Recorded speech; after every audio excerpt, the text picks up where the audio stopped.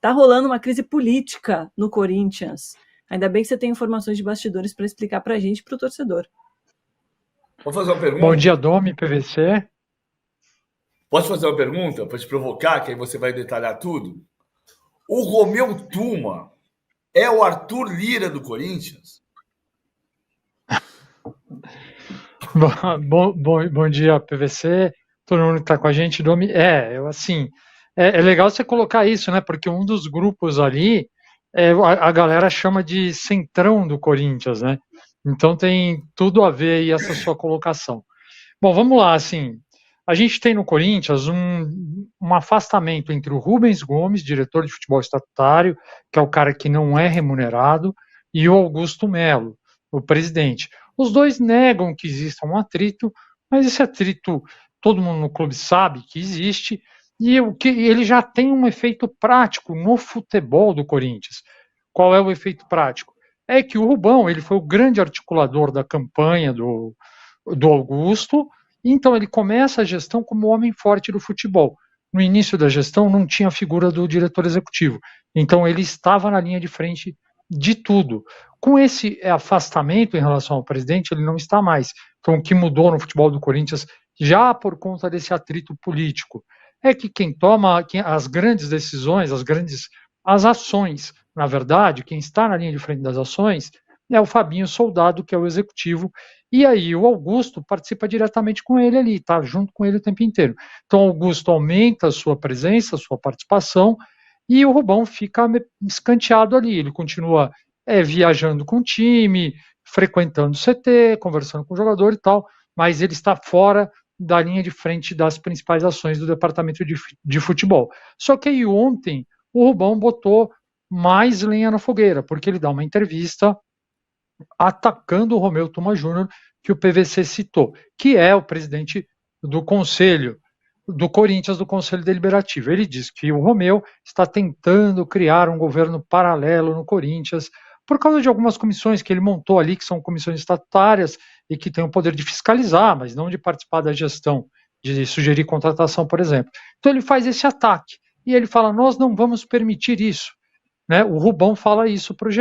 E aí eu fui perguntar para o Augusto se ele estava inserido nesse nós, se ele concorda com a tese do governo paralelo. O Augusto não me respondeu, mas no entorno do Augusto eu vi o seguinte: olha, o Rubão não consultou o Augusto antes, não pediu aval, não conversou sobre isso antes, então é uma posição dele. O Augusto está concentrado em melhorar o desempenho do time, inclusive em tentar acertar ainda na sexta-feira a contratação de um volante para o lugar do Maicon, que se machucou.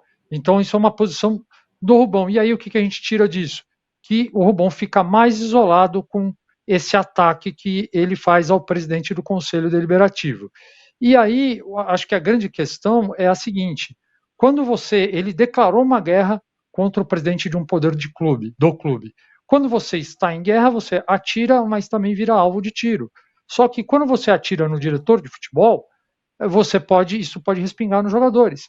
E o Romeu, quando responde para o GE, ele fala o seguinte: olha, não tem nada de governo paralelo, e o Rubão deveria falar sobre o desempenho pífio do time.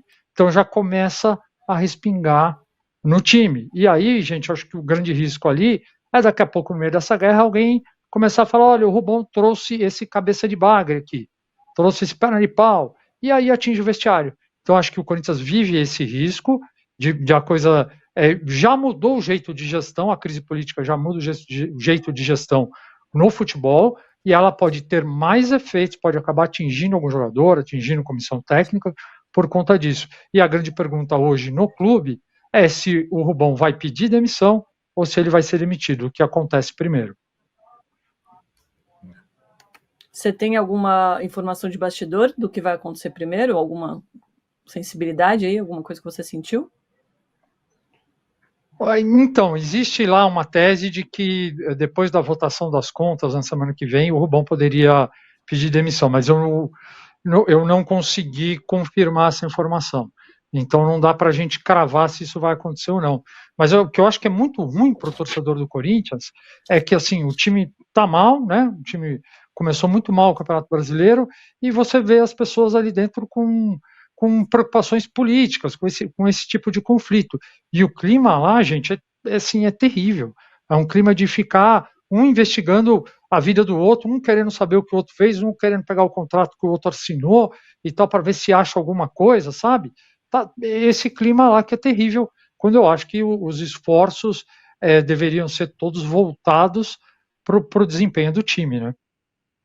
Tem 2 pontos que eu acho importantes também, Domi, que são os seguintes. A gente vai ter que encerrar rapidinho, mas assim.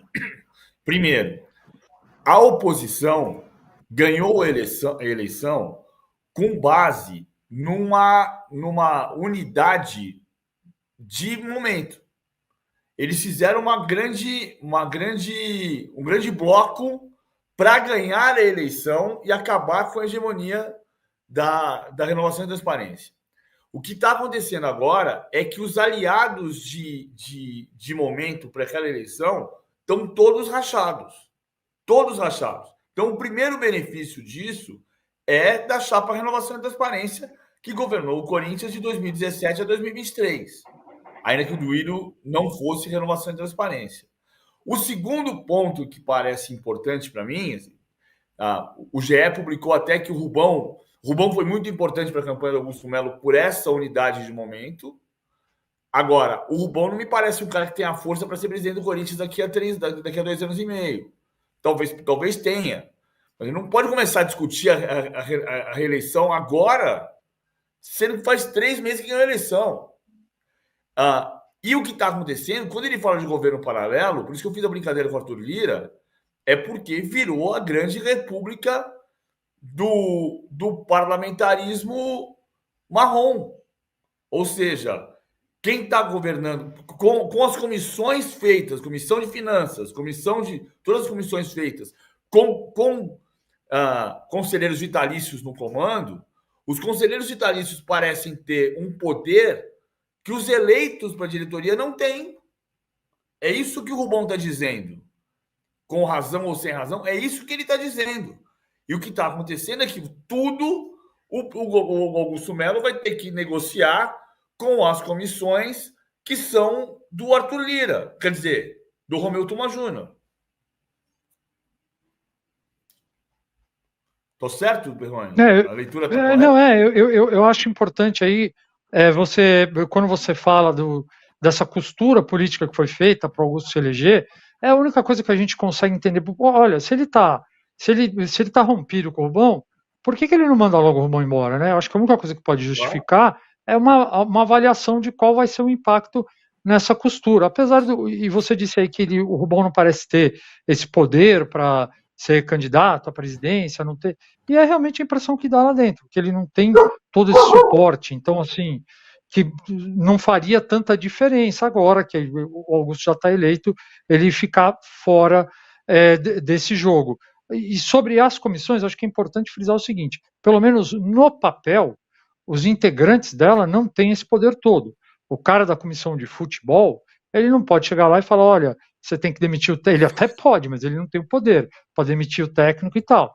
Mas, obviamente, como você disse, de repente esse cara falando lá e tal, ele pode tentar exercer algum tipo de influência, mas acho que é importante deixar claro que ele não tem poder executivo, pelo menos não no papel. Sim. E essas comissões são previstas no estatuto. Mas, de qualquer maneira, assim, é um clima de guerra que está instalado lá. Vamos ver como é que vai ser tomada essa decisão, com qual velocidade, e o que mais assusta para o torcedor mesmo é como que isso vai interferir, como você falou, uma situação preocupante que a gente vai acompanhar, Perrone, e você volta na semana que vem se tiver mais informações sobre isso.